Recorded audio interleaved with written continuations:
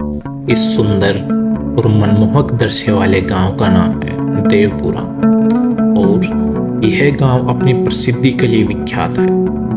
गांव के बाहर बसी ये झोपड़ी है रवि की। इस झोपड़ी में रवि और उसकी छोटी बहन मंजरी रहते हैं। सालों पहले रवि के माता पिता की मृत्यु के बाद में मंजरी की सारी जिम्मेदारी रवि के कंधों पे ही आ पड़ी है।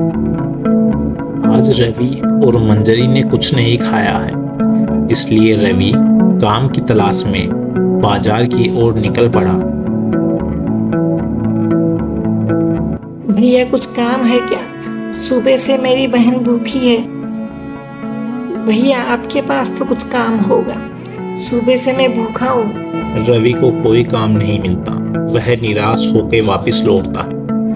तभी ही उसे एक पेड़ के नीचे एक जादूगर दिखाई देता है। क्या आपके पास कोई काम है? सुबह से मैं भूखा हूँ। हाँ बच्चे, मेरे पास काम है, लेकिन जिम्मेदारी के साथ करने का। हाँ मुझे हर जिम्मेदारी मंजूर है, लेकिन मुझे काम दे दो। सुनो बच्चे, मेरे पास एक जादुई अंगूठी है, लेकिन इसका उपयोग दूसरों की भलाई और जिम्मेदारी से करना है। तुम जो भी मांगोगे ये अंगूठी तुम्हें वो सब कुछ देगी। इसके बाद में रवि जैसे ही अंगूठी को छूता है, वह एक खजाने और भंडार से भरे महल में पहुंचता है।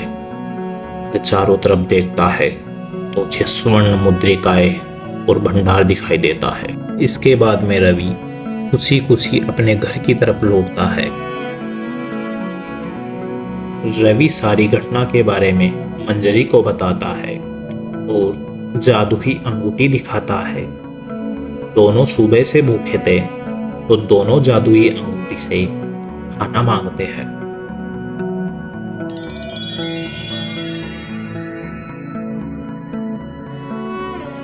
दोनों के सामने लजीज खाना प्रकट हो जाता है, लेकिन अंगूठे पर एक जादुई चुड़ैल की नजर पड़ चुके थे।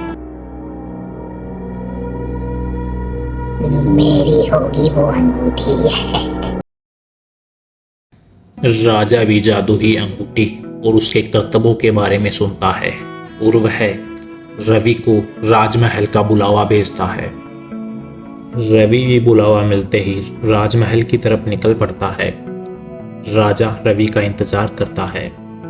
राजमहल पहुंचने पर राजा रवि से कहता है, रवि, क्या तुम अपनी अंगूठी का इस्तेमाल हमारे राज्य की भलाई के लिए और खुशहाली के लिए करोगे? जी महाराज, ये अंगूठी दूसरों की भलाई के लिए ही है। यह बोल के रवि अंगूठी राजा को दे देता है और अंगूठी पाते ही राजा के इरादे सामने आ जाते हैं और वह कहता है, अब मैं बनूंगा दुनिया का सबसे शक्तिशाली इंसान, मैं करूंगा दुनिया पे राज। राजा अंगूठी का उपयोग करने ही वाला होता है, तभी ही एक जादुई चीज उस पे आके टकराती है और राजा नीचे गिर जाता है। यह और कोई नहीं, वही जादूगर था जिसने रवि को अंगूठी दी। जादूगर को देखते ही रवि बहुत खुश हो जाता है और जादूगर से अपनी गलती की क्षमा मांगता है। दूसरी ओर चुड़ैल जादूगर की शक्तियों से डरकर वहां से भाग जाती है। जादूगर रवि को फिर से अंगूठी देता है और इसे सावधानी पूर्वक उपयोग करने की सलाह देता है। इसी के साथ कहानी समाप्त। धन्यवाद।